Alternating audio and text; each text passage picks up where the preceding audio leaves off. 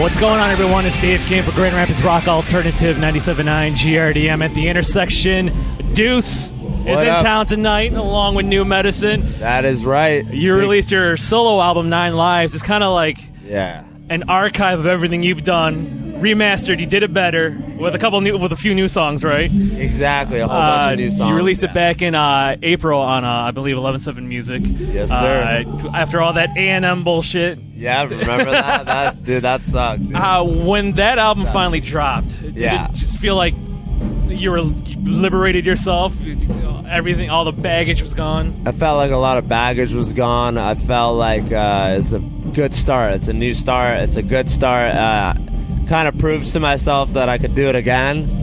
You know, because I did it before with my old band, and doing it again and having like another 2 singles on the radio. It's cool. It kind of proves it to myself. Like, oh shit, I could, you know, I keep doing it, you know, so that's, you know, it's dope. It's dope. Now, you obviously you're servicing your record to a lot of rock stations. What about hip-hop stations? Yeah. Any hip-hop stations showing you love? Sort of. I wouldn't really consider myself like a hip-hop artist. Okay. I do have hip-hop influences. I like hip-hop a lot. Like, I do listen to a lot of hip-hop, but I am not a hip-hop artist. You know what I mean? Like, essentially, I'm, you know, a rock artist or a pop art. You know, more just like a, you know, alternative rock or maybe pop sometimes, you know, but I wouldn't really consider myself like a rapper or hip-hop. But I do have rap and hip-hop elements in my stuff. I do take a lot of stuff from the hip-hop, you know, music genre. I take a lot of that stuff because I like how direct it is. I like how they are lyrically, you know, and I take a style from there for sure.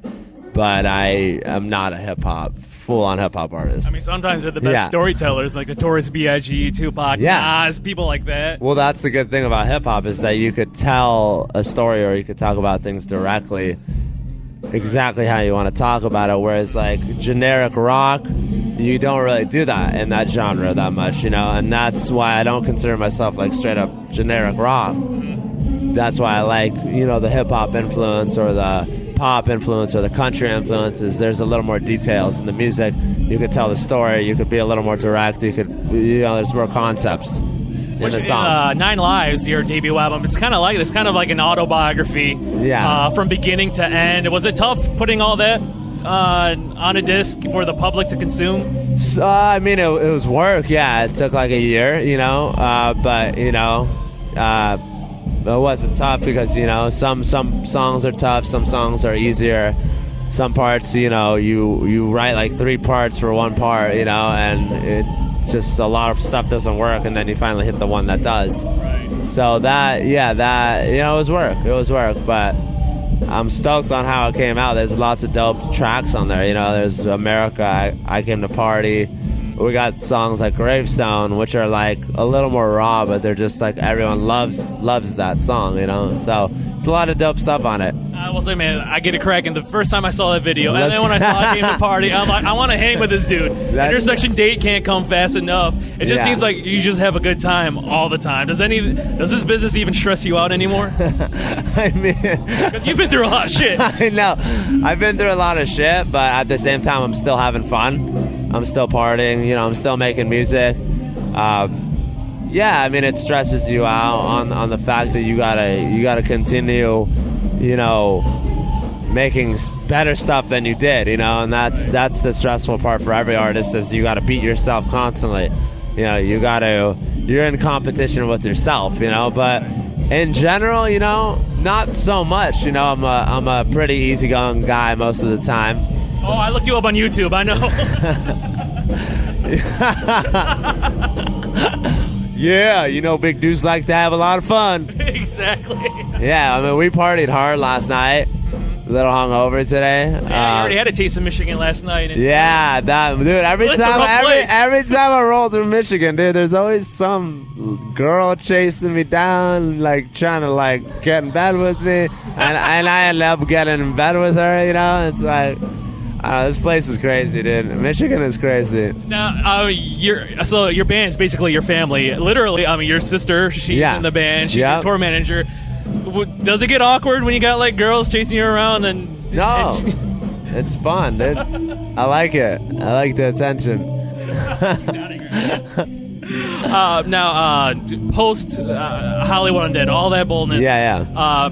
Did you feel like you had more of yourself to prove after all that happened and you had to put your solo record out? I mean, sort of. I just feel like my songwriting skills, production skills are strong enough already that my worst song is going to be better than a lot of people's best songs. You know what I mean? So, not really. I'm not really worried because I've been doing it for so long. You know, not only am I like, I'm an entertainer, I'm an artist, but I'm also like an engineer, you know, I'm a sound engineer, I'm a producer, you know, so it's like, that's the thing. I don't depend on a lot of other people, you know, I've always done it myself, I'm good at it. I don't think many people realize how versatile you are. I'm a versatile, yeah, dude, I'm pretty versatile. Does that surprise some people when you say you produce, you write, you engineer, you do all this stuff? You're not just an entertainer. Right. I mean, to me, it only makes sense to do it all yourself because it's like I want to pop a song out. I don't want to go through like this person and then I go through this studio and then this producer. It's like, dude, I just have an idea.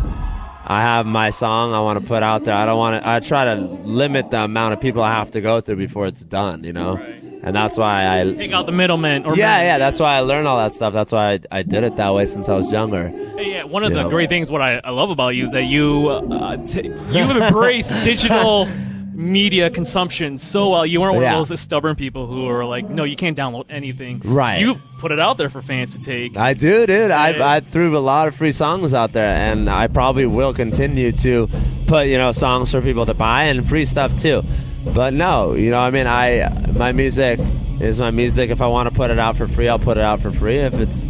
Did you have a lot of opposition to that within your business circle, even when we were with Hollywood Undead, about putting stuff out online? Yeah, eventually you get signed, you know, even as a solo artist. I don't know if I could do that as much, you know, because I have a manager and I have a label. Right. And, you know, they're selling music, you know, right. And they got to make some money too, you know. Now, one song that really struck a chord with me, just because, especially of who's on it, is "Nobody Likes Me." Because Ronnie Radke is on there, and most people know his history with his old band, Escape the Fate. Right. He's dope. How he's saying that's his band. And did you guys know each other before all this happened, or did this bring you together? How you had similar backstories? It kind of like, I mean, I don't know if it brought us together, but we knew certain people like in our circles. Like I knew a girl, he knew a girl, or I knew a guy, and it just made sense. Like I had the song almost done, and I was like, oh, Nobody Likes Me. Like that's perfect for him too. You know what I mean? Like he kind of feels the same way after all that shit. He was pissed. Yeah, he was pissed. You know.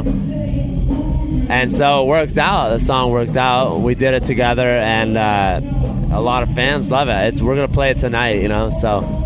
Now, going back to the digital aspect, you're very active on Twitter. You always have been. But I read somewhere, I don't know if this is true, did Hollywood Undead tell you couldn't tweet anymore?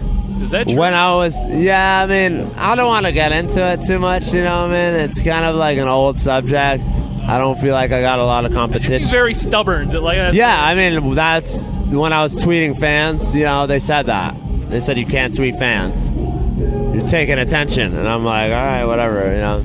Yeah, that was sad. Because, I mean, one of the first things, because we had meet and greet winners today, one of the first things one of our listeners said was like, dude, he was replying to me today. And that get fans amped. And I got my iPhone 5, you know, I'm always replying, man. Always hitting that reply button all day long. Nine Lives, not only is that the name of your album, your band, so you consider that a movement, a brand? Yeah, I consider it. It's a brand. I'm not Nine Lives, but it's like a clothing line. You know, it's like it's its own thing. But you know, I'm Deuce. Right. I'm signed as Deuce. It's like your own Rockefeller. Yeah, exactly. Or Death Row. There you go. You like Death Row. You know, Rockefeller. Right. Taylor Gang, Nine Lives kind of has that feel, you know. How far where do you see the end goal with Nine Lives? You see like a vast empire? Maybe, I don't know, you know. I don't know. I kind of let it do its own thing, you know. However it goes, I go with the flow on that, you know. Are there any goals you haven't hit yet that you want to try out? Any new avenues? To me, you know, I'm just a music dude, you know. I'm a musician, and you know, my main skill is, you know, hitting those songs, which, you know,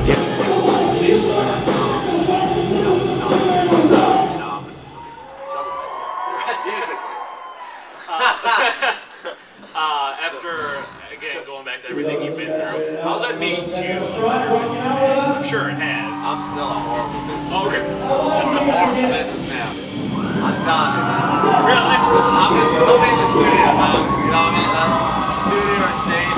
That's where I live. My homies in the studio or on the stage, you know, or having a good time. You know, I'm not too much of a business dude. Never have been. You know, I don't think I will. That's why I have a manager and that stuff, because I don't want to think about that shit. So we're not going to see you in a movie or something? I'm down. I'll do a movie. Maybe do like Chester Bennington from Lincoln Park. He was in the Saw movie. Oh, he was? Yeah, he was Saw like 6 out of the 20. Saw 6, yeah. I mean, if someone hit me up for it, a movie, I would be down, you know, but my main thing is music. You know, I'm not like, it's not a joke thing or anything, you know, I'm making songs, CD with doing this, you know, you want to know what's going to hit next, you want to see next, you know, what kind of stuff. Now you're a progressive person, like, are you already thinking about the next record? How deep in it already? Yeah, we're working on the next record right now. Your album's not even a year old.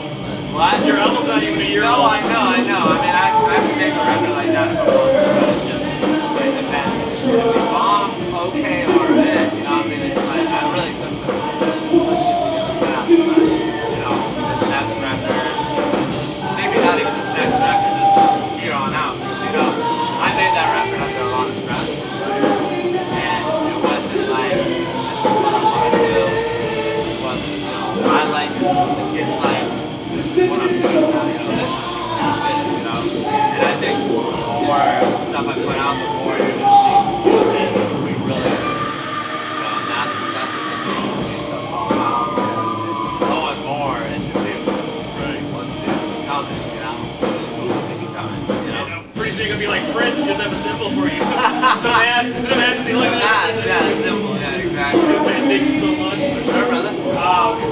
9 Lives in stores now. Pick that up, Deuce, and everyone else playing at the intersection tonight. Deuce, DFK for WGRD.